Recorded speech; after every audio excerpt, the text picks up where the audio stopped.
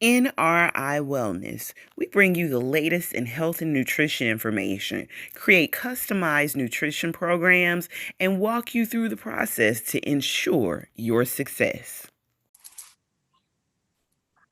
Good morning, good evening, good night, wherever you are in the world. Welcome to another dynamic episode of the 10 Dimensions of Wellness. I am your host, the owner of NRI Wellness, Cammie Red, and we have yet another wonderful guest on our show today. Today, I am honored to have the owner of Pretzel Kids, Miss Robyn Parets. Robyn, we are so grateful for having you on the show. Let's start off by telling our listeners, how did you get to this point? What's your personal wellness journey? Yeah, so that would be a really long answer. So I'm going to try to keep it pretty brief. My yoga journey, my personal yoga journey, probably started in about 2000. So we're talking a little more than 20 years ago, end of 99. I actually had always exercised in my life, in my youth, but nothing really serious. I was never an athlete. I was never a student athlete, didn't really do any sports, was always that bookworm with the glasses and a book under a tree, but did enough to keep myself in shape growing up and when I was a young adult. But in 1999, my kind of pivot point came when I got seriously ill on a trip to China, actually, on a riverboat cruise, and nobody knew what was wrong with me. It was kind of like going from standing up to crumpled on the floor type of sudden illness. Long story short, I ended up, being brought back to the US and ended up in a hospital and was finally diagnosed with a neurological condition that lasted about 2 years. And during that kind of period, I turned to meditation and breath work because really that was the only thing I could do. I was having trouble standing, I was having trouble functioning. And on the advice of my meditation teacher, I started doing some yoga, whatever I could do. I mean, I'm talking really slow movements like lifting your arm up and maybe bending to one side type of thing. And slowly that grew as I recovered and gained more strength. I started to incorporate more yoga movement into my daily activity because it gave me some peace. So while I was able to kind of gain strength and flexibility in my body, which I had lost so much over those 2 years, I was able to gain more confidence at the same time and learn that I had some control over my bodily movement, which was really key for me at that point. And learning to just not go too fast. Like, okay, this is where I am. And the meditation helped me kind of accept where I was in the present moment and understanding that I had some control over my recovery by using movement-based yoga as well as breath work and meditation. So eventually I did get better. Thank goodness. I got stronger, regained my health. But I'll always kind of remember that time because it informs everything I do to this moment. And I actually wouldn't be where I am today if it hadn't been for that illness, because that got me into yoga and that got me into meditation and breath work. And from there, I wanted to learn everything that I could about yoga and how it affects my own health and how it could help others. And that's what really brought me to yoga. I ended up when I was strong enough, enrolling in a yoga teacher training. I became a yoga teacher. It was never my intent to teach others. It was more just let me learn about my own health and wellness so that I could help myself and help those I love. But one thing led to another, and people started asking me, how did you recover? What did you do? Can you help my mother? That type of thing. So I did start teaching yoga. And again, that was in probably 2002 when I started teaching to 2004. I eventually opened a yoga studio wellness center and people came. So that was pretty enlightening in and of itself. And that's how it all started. It led me to where I am today. I eventually developed a program for youth, adapting what I knew about yoga and health for adults. and eventually launched Pretzel Kids, which is a yoga and wellness program for children on up to teens. That's so awesome. Your journey to yoga is very much like my journey was to nutrition.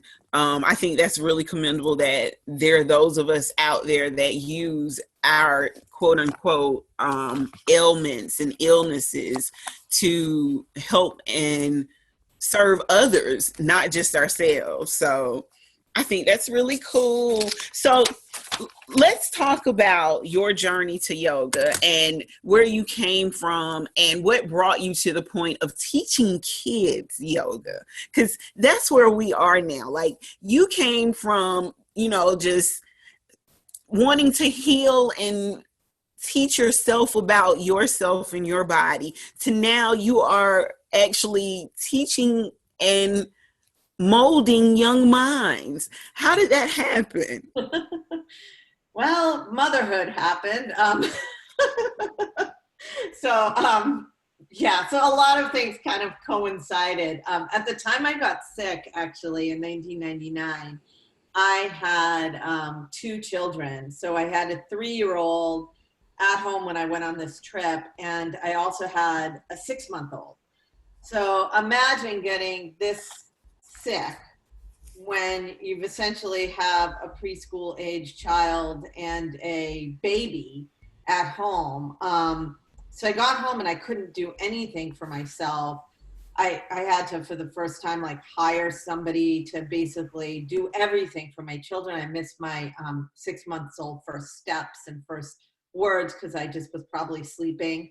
But the long and short of it is, I kind of, as I got stronger and healthier, I started doing yoga with my own children, thinking, they just went through a stressful time with their mom.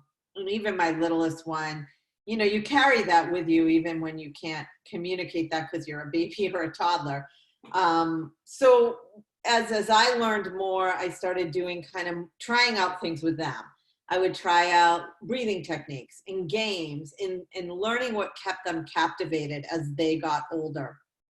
When I launched Pretzel Kids, I had already opened my studio, and it was the kind of, again, coming together of different things. So I was working with my own kids. I was teaching adult yoga in my studio, and I had just launched a 200-hour teacher training, which in the yoga world is kind of the standard amount of hours you would need to teach an adult how to go out there and teach yoga to other adults. So I had that program running, and I got a phone call one day from an after-school director in the town I lived in, the town my studio was in at the time, asking me if I had a teacher available that could come over to her school and teach this after-school program.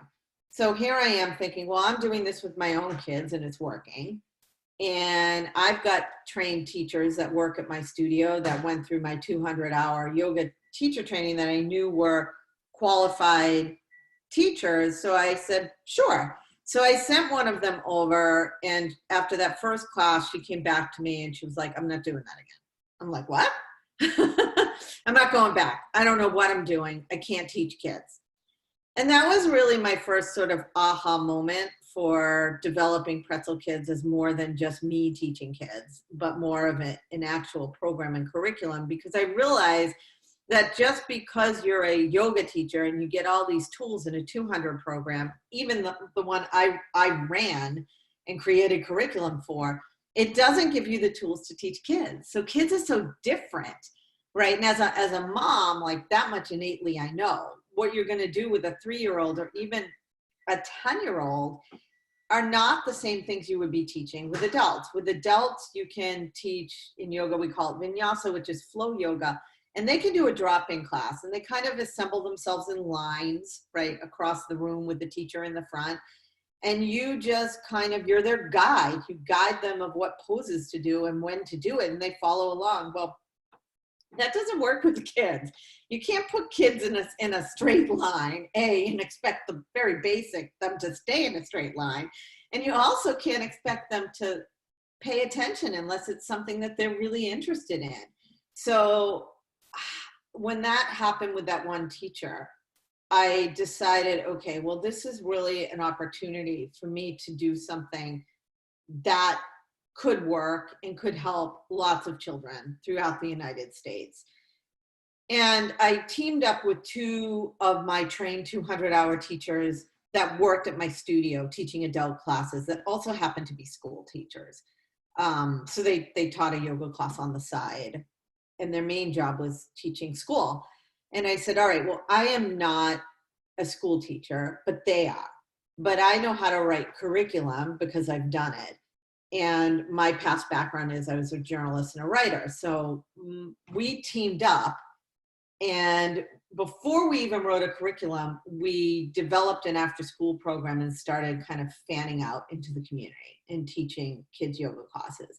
And we just kept notes. We wrote down what worked, what didn't work. We introduced and created games and figured out what worked and didn't work. And after about a year of doing this, we wrote a curriculum. And the curriculum is basically what we still use now, a decade plus later, to train adults how to teach kids yoga. And another big aha moment we had was that you don't need 200 hours to do this. You don't even need 95 hours. There's a lot of programs out there for kids yoga and yoga space that are 95 hours that also require that you take 200 hours. So they're saying you need 300 hours to go out and teach kids yoga. And we basically turned that on its head and said, all we need to do is create a curriculum and a method that works, that will take you step by step how to do this. And let's give you lesson plans. Let's give our teachers templates. Let's help hold their hand and give them the tools and the resources that we know have worked. And at the end of the day, you've got classes and programming that you can bring into kids and adapt this class to where those kids are. So in other words, you're meeting them where they are. You're not putting them in lines. You're not teaching the same material you do in an adult class, although it might be somewhat similar because we are yoga, of course, and we do teach poses and breathing techniques, but you need to teach it in a way that are going to keep the kids engaged and having fun. Otherwise, you're not doing your job because they're not learning yoga because they're bored. So that's kind of the whole evolution of where we are today. In 2016, I made a bold decision to close my studio and focus solely on Pretzel Kids, because I felt like there was a big gap in the market in terms of kids yoga, and my goal was really to fill it. And I knew I couldn't do it by myself, so I had to bring on more teachers. So the more teachers I can train, to teach the Pretzel Kids method, the more kids we serve. So that was my goal. And I also realized that doing these one-off weekends weren't going to work. I needed to create an online platform. So that happened in 2017. And then in 2019, we launched our fully immersive Pretzel Kids website and platform, really for our teachers. So we figured if we could give our teachers the tools they needed to run effective classes, then we all win. Because I can't do it by myself. I can't be out there running 100 classes in 50 different states. But my teachers can be running 2 classes a week in their state. Now, of course, everything's virtual, but we're working to create more virtual opportunities to get the teachers out there teaching now kids in their own communities virtually so that they can then go back in person when things are safe. I think it's super cool that you designed a program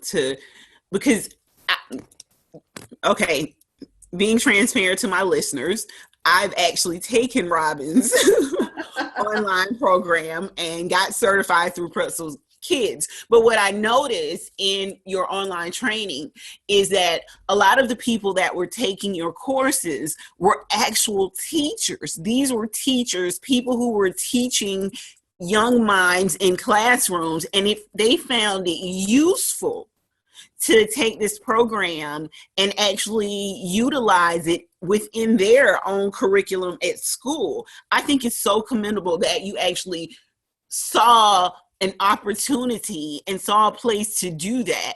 How did you feel like transitioning from being a studio owner to being, I mean, you sort of cornered the market on this, so to speak. Like, you're creating a brand that is now sweeping the nation. And if I'm not mistaken, aren't you international as well? We are and we're not. So we have a couple teachers in the UK, one in Australia, and a couple in Canada, and all of the rest are in the US. Our goal was, pre-COVID, to really focus on moving into all 50 states here in the US, and then really doing a big international push. But anybody can take our course. It's in English because that's my native language. Eventually, we will be offering it out in other languages. But for now, most of our students, now teachers, are from the US and, a few kind of scattered other English-speaking countries. And again, eventually we'll be really doing a push, like a marketing push, to get us more international. But we have a lot of ground to cover in the US. I mean, especially now, like, I really feel that the time is ripe for Pretzel Kids with what's going on in the country. And I won't get political, but kids are so stressed right now, between everything going on, health, politics, what have you, that this is really needed. And so the more we can get into our own communities, in our own schools, in our own after school programs, and I know a lot of it's virtual now, but there's still a lot we can cover virtually, the better off we are. And I really feel like this is my calling. So being a studio owner was wonderful. But this is something I really feel like, for me personally and for Pretzel Kids, we can have a huge impact on the mental health and wellness of our kids.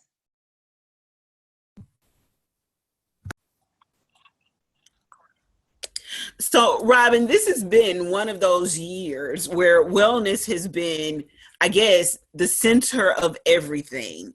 What are some of the biggest challenges that you are now seeing in wellness, and how are you and Pretzel Kids working to overcome that? Yeah, that's such a loaded question, especially right now in this particular moment in time in history. I think wellness is a huge issue, and health just in general, for those people, which there are many of them in the US, that never even thought about their health. Like, they just, like, until something happens and they have to, right? All of a sudden it's like top of mind for everybody. I mean, with COVID-19, everybody is concerned about their health and staying well, and if they're not, they should be, right? Like, seriously. But the other thing I think this has brought to the forefront, for many Americans, is what's happening with mental health. So we've got this whole sort of swirl with physical health and, staying healthy and keeping your immune system strong, right? And being aware of how viruses transmitted and things that a lot of people never really gave a second thought to in the past. But then on the other end of that, you have mental health and wellness. And I think this is something that we are going to be seeing a surge in terms of our radar and what's being covered by the media, because in about I give it a year. So let's say things get better on the physical side with COVID, let's hope, right? What are we going to be left with? We're going to be left with a society that is highly anxious, filled with stress, dread, fear. And I'm not trying to be a pessimist here. I mean, this is the reality. So if you think about, I even think about myself. Like, I have to think twice. I'm afraid to go out into certain situations. And what does that do to your mental health when you're just gripped with fear, right? So, and we have to think about how this is affecting our youth. Because it's not just adults that are having these feelings of these anxious feelings of fear and stress and all of that that goes along with a major pandemic and health crisis, but our kids are feeling the same thing. They just don't express it or bottle it down, whatever, way you want to look at it, like adults. So it's going to come out in other ways. It's going to come out with the youngest ones in tantrums. It's going to come out in crying. It's going to come out in tearing up your homework or throwing your computer against the wall because you're so sick of remote learning.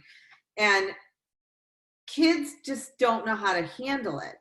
And we as a society don't know how to handle it either, because we've never dealt with this kind of widespread, across the board fear and anxiety that is right in front of us right now. And it's going to have ripple effects for years to come.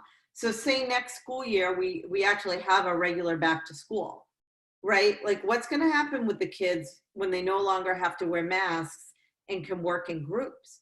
You're going to have a lot of kids that are like, wait, am I too close? Should somebody touch me, my arm or whatever? Like, these fears are going to be so deep seated by the time things kind of get back to what we would call normal, that we're going to be left with the repercussions. And adults might have better tools to deal with it, we would hope, through yoga, meditation, wellness, nutrition, things that are going to help keep us physically and mentally healthy. But what about the kids? So this is something I think a lot about. I go to sleep thinking about it. I wake up thinking about it. How do we keep our kids, less stressed, for lack of a better way to say it? And I think Pretzel Kids, it's not the be all end all, but it can help. And so if we can get more kids involved in yoga now, like working the stress through their bodies in a healthy way, learning how to breathe to help control their own nervous systems, and having some ways to calm their minds down through meditation, our kids are going to be in a better place because they're going to be able to carry these tools into next year and throughout their lives. So really, I think this is really mission critical to get kids yoga out to as many kids as possible right now. And there is a big divide in our country into the kids that have the means to access, not just what we have to offer, but a lot of enrichment activities that require, parents' availability to drive them there. And that's kind of a luxury. A lot of parents, they can't take their kids someplace during the work hour because they're working. So they have to leave them at school for these after school programs. And I'm not saying those are bad, those are actually great. And so how can we hit up as many after school enrichment programs as possible? Because this is a way that we can get this into the schools without having to wedge ourselves into the school day, which is a whole other challenge, especially with school districts that have limited resources as it is. But the after school programs are a huge untapped opportunity for Pretzel Kids. And if these kids can access our programming, right from their school, before their parents pick them up or they take a bus or walk or however they're getting home, then we're all in a better place because the kids are going to come home in a better state of mind. And they would have moved their bodies, which is really important after sitting all day long from a physical standpoint. Right now, we're doing as much as we can, as fast as we can virtually. That's been a whole new challenge, as it is for pretty much everybody in the country and world right now, is moving virtual. We are working really hard at establishing really key partnerships with some large companies that have the means to reach hundreds of thousands of kids in the United States. And we just signed another deal yesterday, which Cammie I will tell you about later. But I'm super excited about it because it's going to give all of our Pretzel Kids teachers yet another way to reach hundreds of thousands of kids. So this is what I'm doing, because this is kind of what I can control right now in a world that's out of control. But I can control this. And the more opportunities I can provide for our teachers to get this programming out there to as many kids as possible, the hope is that they will be able to take that into after school programs, preschools, in-person, facilities as soon as it's safe to do so. And I don't want to push any of my teachers to do anything that's not safe right now. So we need to meet kids where they are. For better or worse, it's in front of a computer. And right now, what's interesting about that is I've been really working hard to develop tools and curriculum specifically for an online audience of children, because it's very different from what we do in person. And so our goal is that although it's delivered virtually, we get the kids to go back away from their screen. So they spend so much time on the screen. We want to guide them, and we have to guide them on a screen, but we don't want them sitting at a screen, like pecking away at a computer or staring at it. They don't have to. So we invite them, come off of your screen. Use us as a guide. We're going to do some fun things together. We're going to do some fun poses. We're going to do a breathing exercise. They get to close their eyes. And my favorite part is when they lay down at the end of a class, where I tell them, just lay down. No need to look at this computer. We deliver the content just through our voice, where they can close their eyes and be invited to take, a few minutes of peace via a visualization and a meditation. It really, really works well for the kids. I know I've been swinging from a little bit of on tangents here, but I guess my point being is that addressing the high level of stress right now that has come about as a result of a physical health crisis is just so important right now. What's interesting is that we've always had sort of a little bit of an uphill battle with parents and schools and facilities about, like, why is yoga even important, right? Because we compete for those precious time with soccer and drama and art and all these other things, team sports that are, they all are important for, enrichment for kids that can take advantage of this through their schools or otherwise. But now parents understand why their kids need this, because they've been home with them for 6 months, and the kids are driving the parents up a wall, and the kids are screaming at their remote, screens with their classes. So all of a sudden you have these parents that are like Googling, like, stress relief for my kids and what to do and physical fitness online and things like this to give their kids a healthy outlet. And they're coming to us. And so that's obviously what they're looking for. And so we need to give them more of that. And so that's really what I'm working for, because my teachers were, prior to the pandemic, we had just launched our platform. They were going online. They were listing their in-person classes. They were getting enrollments. But now parents aren't signing their kids up for public classes due to safety, health, just being completely overwhelmed.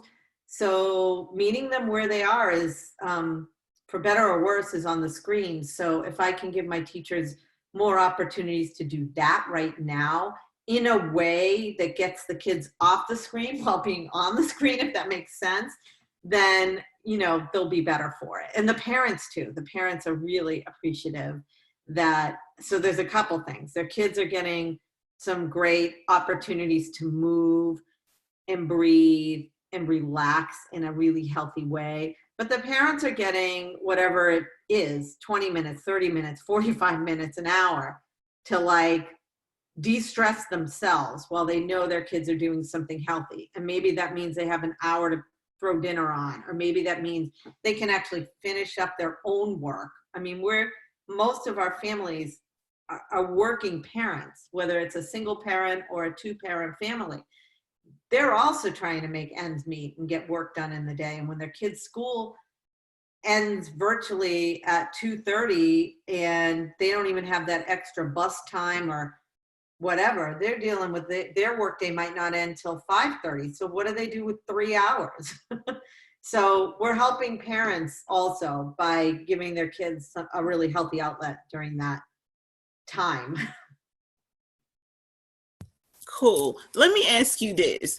What has been the challenge of transitioning from physical classes to online classes with kids? Like, I know it's fun, physical class, it gives a different type of air of fun to it, and it gives a different type of interaction with the kids. But online classes, what has that been like? How challenging has that been for you? And not just for you, but for the kids? Yeah, that's a great question. And to answer that succinctly, it's been super challenging. So I'm not going to lie about that. I really feel for all of those educators across the country and world who have had to adapt to this new medium and new way of teaching, like literally overnight. And we really did the same thing too. And what I can say is that our early online classes, they were probably okay. But we've learned a lot as we move along, because a lot, I would say 75% of what we have in our curriculum, I have basically, sort of ditched for now because it doesn't work in an online format. And so that's been really tough for our teachers too. So as I'm kind of working with these families and kids and partners and teachers, there's kind of a lot coming at me and my very small team at the same time as we really try to make this work right now. So what I've done is gone back to the drawing board, and I'm actually working on this right now, working on a series, our very first package of lesson plans for virtual classes that I'll be able to make available to all of our teachers, kind of based on trial and error since March until now, as far as what works best, what material works best online, what curriculum works best, what keeps the kids engaged the best. And it's totally different from what keeps them engaged in an in-person class where we have a lot of group activities. Well, we can't do that virtually. And honestly, we can't even do that in socially distanced classes. We can't play a lot of the games that we were playing before that we created specifically for Pretzel Kids classes. I have a teacher right now, we're doing, so as well as virtually, we're doing some what we call pod classes for like groups of neighborhood kids, and parents don't want to sign their kids up for a public class. I don't blame them right now. There's all kinds of safety concerns, especially if they don't know where the other kids come from, what their lifestyle is like, all that, in terms of safety. So most parents are more comfortable, well, I've got 5 kids in my neighborhood. Can you send a teacher to a backyard or a local park, or we find a place, right? As long as the kids can socially distance on mats. They bring their own mat for safety reasons. We have the kids wear masks, our teachers wear masks, they bring hand sanitizer. We're very, very in tune to safety, and we have to be. So even for those classes, have to find enough space where the mats, this is why we keep it really small, like 6 kids or less, because any more than that, we run out of space, even outdoors, pretty quickly in most of our communities. The mats have to be 6 feet apart, and we try to keep them more than 6 feet apart. So when you have a kid on a mat, right, which is great because the mat becomes a designated space, so that's kind of makes it a little bit easier, but we can't have the kids doing anything together. So we have to teach in a different way, and we have to come up with tools and games and activities and fun things to keep the class moving along, where the kids can be, in that case, separate but together. But those programs and activities are also going to work for a virtual, class, because again, we might be on a screen together, but I can't have the kids partner up. We can't have the kids like, let's all sit in a circle. So a lot of that type of content, we pretty much had to sort of push a big pause button on it. And that's been challenging because it makes us rethink our whole way of teaching. And again, I have a lot of compassion for all those teachers out there that have to teach for 6 hours a day and had to rethink how they're delivering material for a video audience. So it has changed a lot. We've made tremendous strides. I actually wasn't teaching a lot of classes myself before the pandemic because I was so busy running the company and creating content materials for our teacher and building our community and all of that. Now I've gone back to teaching because just like how I created the Pretzel Kids curriculum at the beginning, I need to learn firsthand what's working. And the more I learn, the more I can then pass along to my teachers. So for that reason, I'm teaching 3 classes a week myself. I'm teaching a class for ages 8 to 12. I am teaching a mindfulness class for teens. That's been interesting, which because it doesn't include movement and keeping them engaged on screen for 30 minutes while you teach them about mindfulness and meditation has definitely been eye-opening. And I have another class, yoga for tweens. It's kind of the same as 8 to 12, but a little bit kind of older age range, like 10, 11 to 13. And I've learned a lot through that and had to create new types of content that works. And this I will be passing along to our teachers in the next couple of weeks. So I'm super excited about it. This is 2-second nutrition tips. Today's tip is challenge yourselves to eat at least one fruit or vegetable with every meal, every day for a week. Then try it again the next week. Let me know how it goes. This has been a 2-second nutrition tip. So, Robyn, tell us more about Pretzel Kids. I'm so excited about the opportunity to actually be working with your company, but it's so important that people understand exactly what it is that you offer. Tell us the breakdown of the age ranges, the services that you guys, that we provide. And notice I said you guys and then corrected it to we, because I usually say you guys with all my guests, but in this situation, tell us about the services that we provide. Great, I'd love to. So in a nutshell, Pretzel Kids offers curriculum and play-based yoga classes to families and schools nationwide and internationally. We also provide a subscription membership program for our teachers where we offer them ongoing resources every single month and a way for those who wish to teach our curriculum a training program where they can train online and then become a Pretzel Kids member. The membership also gives our teachers the ability to use our branding, logos, and name for all their classes. So that's really a big thing. We like to say we're like the Zumba of kids yoga. So the business model, so I see you chuckling. The business model kind of works like this. You basically take our online class course, become a Pretzel Kids teacher, become a member, and then you can essentially run your own Pretzel Kids branded classes wherever you go. So it's not a franchise and it's definitely not an MLM. There are no high prices, costs, barriers to entry, to buy a territory, anything like that. Our teachers pay a low monthly fee and for that get the license to the brand.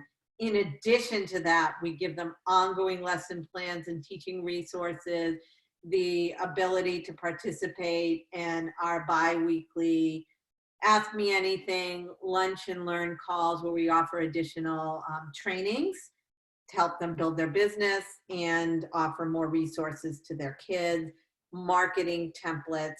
And the biggest and kind of new thing is the ability to essentially run their business and get bookings directly through our website.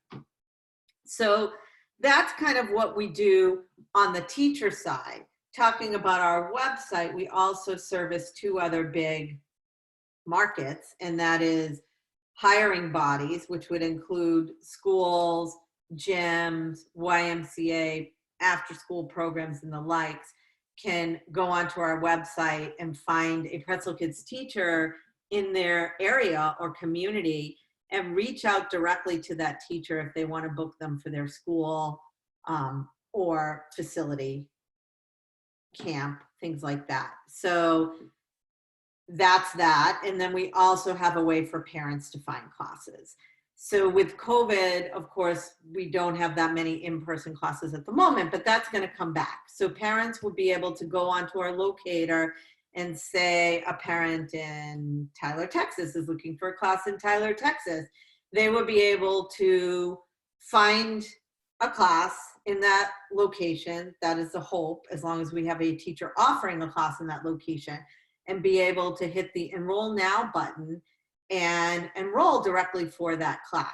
And that enrollment is going either directly to our teacher, because that teacher might be running it on their own and put in a PayPal link, or would register directly at the gym or facility that that teacher is teaching. So we don't, Pretzel Kids as a company, we don't collect payments or take a cut of the payments that our teachers are receiving. And so we really service teachers, schools and facilities, and parents and families looking for classes. Our goal right now, as we kind of shift gears quickly during COVID, is to offer more online classes, and we'll be having some more features on our website that will point parents in that direction. And that's really kind of in a nutshell what we do as a company. So our expansion is very much related to our teachers.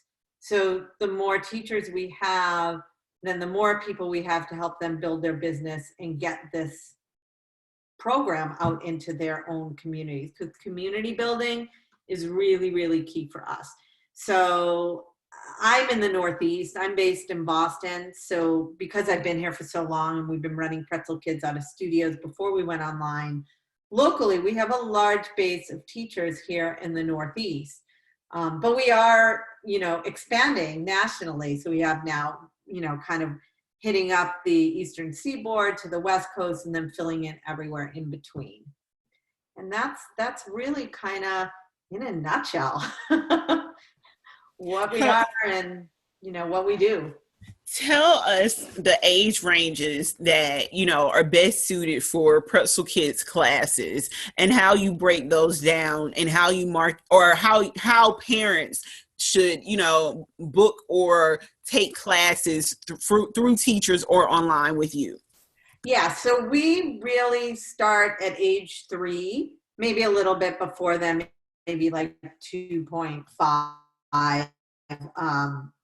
Really at the age that the kids can start following simple directions at the preschool age. So we don't really deal with the baby and the super, super young toddler classes. There are other companies that do that really, really well. And then we go on up from 3 on up to high school. Really, our sweet spot goes up to about age 15, 16. Because once the kids are older than that, they can really be taking adult yoga classes. And our best suited teachers to teach those teens would be teachers that also have adult background and training, because then they can kind of blend the two. Like a class for 15-year-olds and 16-year-olds would really be a blend of some of the concepts in Pretzel Kids, as well as your typical adult, yoga training. And so that's really a huge age range. Our curriculum kind of goes through the ages and stages of the kids. So obviously our class for a 3 to 5-year-olds would be vastly different than a class for tweens, say we're doing 10 to 13-year-olds. And parents would find classes by going to our Find a Class page on our website. They could also reach out to us directly, because things are changing so quickly right now that we don't even have all the classes that our teachers are offering virtually up on the site yet. That's coming. But if the parents go onto our site and don't find exactly what they're looking for, there's a place where they can just reach out to us directly, and we will either match them with a teacher or find the best virtual class for their kids. So that's a program that we offer just all the time and ongoing. Well, Robyn, please tell our listeners your contact information, your website, how they can get in touch with you. Is there a 1-800 number or a number that you guys give out, an email address, all of that good information, your social media as well? So the best way to reach us is just directly through our website, which is pretzelkids.com. And I love that it's spelled exactly as it should be spelled. So pretzel as in the snack food, Pretzel, kids, KIDS, not Z, S.com. So that's the best way to reach us. You can reach me directly at Robyn with a Y, ROBYN at Pretzel Kids, or you can reach our company at info, INFO at pretzelkids.com. If you're interested in becoming a Pretzel Kids teacher, you can reach out to our training director at training at pretzelkids.com. So any of those will get to us. You can also, I have a place on our contact page where you can set up a call directly with me. And that's the way we found is best, because with people's lives the way they are right now, scheduling a call means it like literally lands right on my calendar, and I will call you at that time, and we can, even if it's in like 2 hours, as long as there's an opening, you know, I'm free and it won't go into, you know, our voicemail, and we can address your needs right there, right then. So that's the best way to reach us. We're also on all social channels. So we have a Facebook page, which is at, it's either at Pretzel Kids Yoga or at Pretzel Kids Facebook. And then we have Instagram at Pretzel Kids Yoga, and we're Pretzel Kids on Pinterest. And we also have Pretzel Kids on LinkedIn and Twitter. So we're everywhere. And, you know, just look for Pretzel Kids and you will find us. I didn't know you were on Pinterest, so I'm definitely going to have to follow you on Pinterest. Woo, woo, Pinterest. Yes. So I follow you everywhere else. So yeah. So the funny thing about Pinterest is I was like, what is this whole Pinterest thing? And so now I have somebody, an amazing person, Allison, who is like working the Pinterest and creating all these really cool pins off of the great content we already put out on a blog post. oh my God, I cannot wait to see that, because I can't wait to share it as well. Like, that's going to be so cool. I was waiting on you to do that, so I'm really excited about that part. Yeah, so I am too. So yeah, so check us out there.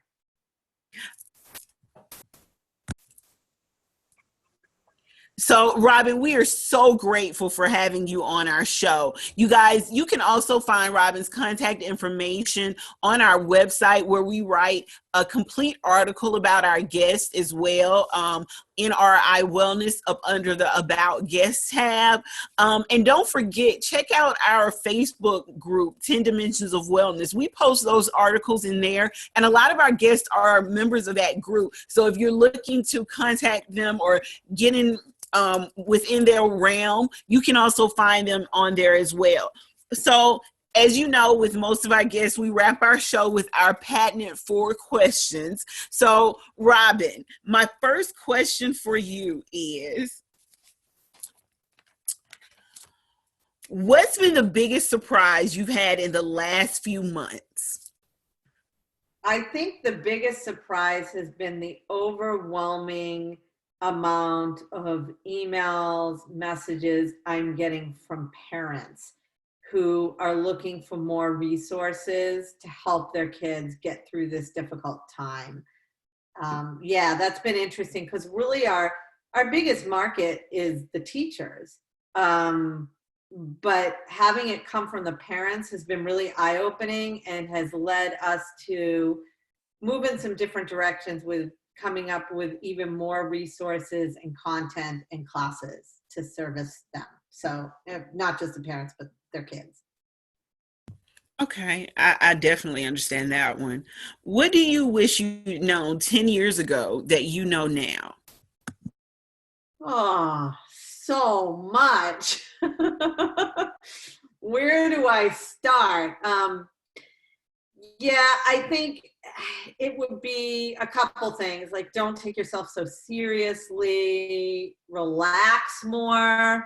That's, a big thing for me now. I can be a super type A person, like doing a million things. And I've needed to really learn how to relax myself. So practice what I preach and teach. And so 10 years ago, I, would have told myself like, it's all going to be okay. Just take things in stride. And also do the best with your kids, lead by example, and they'll turn out okay. Because 10 years ago, I was a younger mom with younger kids who are now 20 and 21, two sons and a stepson who's 19. And it's just the young men that they've turned out to be is just makes me want to cry with just joy, just such compassionate, caring individuals. And the worry you carry as a young mom, like 10 years ago, the worry I carried about, will they be okay? And am I doing the right thing? And at the time I was a single mom. And, I just think I would have told myself in 10 years, you'll be able to just exhale and know that your job was well done. And I think that would just go for anything in life. Just do the best you can. Take one day at a time, as hard as that might be in the moment. Know that everything changes. That's a big principle in yoga. And I really take that to heart now much more than I did 10 years ago, because life is a journey and you just learn as you age. Ain't that the truth? That's definitely the truth. Now, what inspires you or makes you feel like your best self?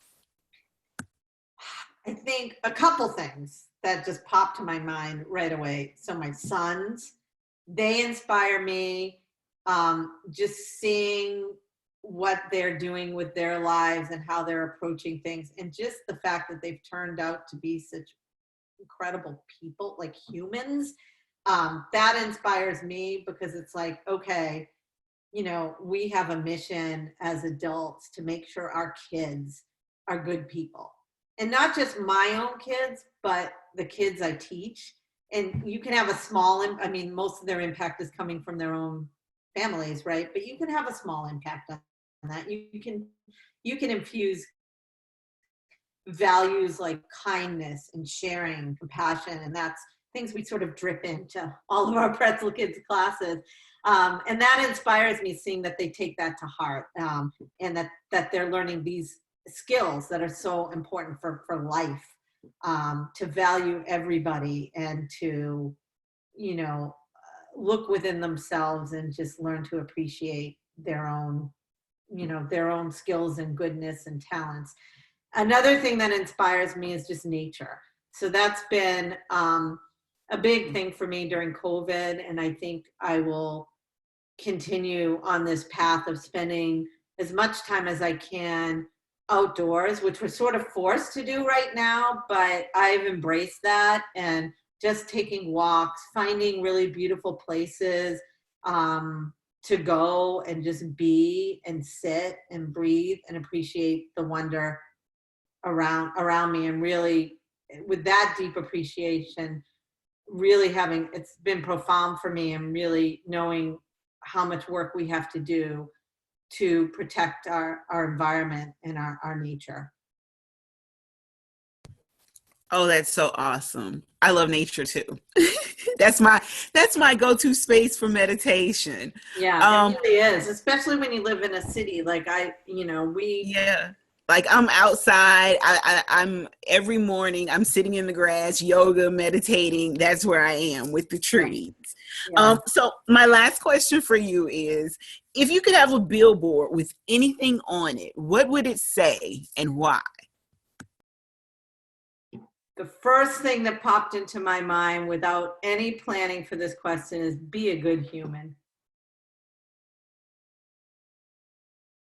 That's it.